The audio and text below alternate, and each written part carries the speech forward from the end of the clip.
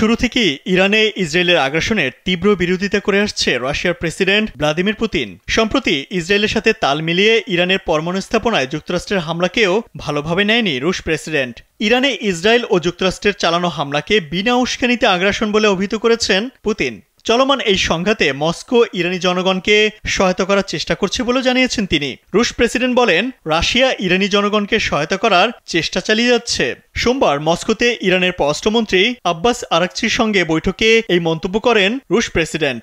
ইরানের 3 পারমাণবিক স্থাপনায় যুক্তরাষ্ট্রের সামরিক বাহিনীর হামলার পর রুশ প্রেসিডেন্ট ভ্লাদিমির পুতিনের সঙ্গে বৈঠক করতে মস্কো সফরে গেছেন ইরানের পররাষ্ট্রমন্ত্রী। সোমবার সকালে তাদের মধ্যে বৈঠক অনুষ্ঠিত হয়। Original product, best service and best offer. Your right choice, Transcom Digital. বৈঠকে পুতিন বলেন, এটি ইরানের বিরুদ্ধে একেবারে বিনা উস্কানিতে আগ্রাসন। তিনি এই হামলাকে অযৌক্তিক বলেও উল্লেখ করেন। সম্প্রতি যুক্তরাষ্ট্র অপারেশন মিডনাইট হ্যামার নামে একটি সামরিক অভিযানে ইরানের ফোর্দো, নাতাঞ্জ ও ইস্ফাহান অঞ্চলে হামলা চালায়। এতে বিশেষ ধরনের বাংকার বাস্টার বোমা ব্যবহার করা হয়, যা ভূগর্ভস্থ স্থাপনায় সরাসরি আঘাত হানতে সক্ষম।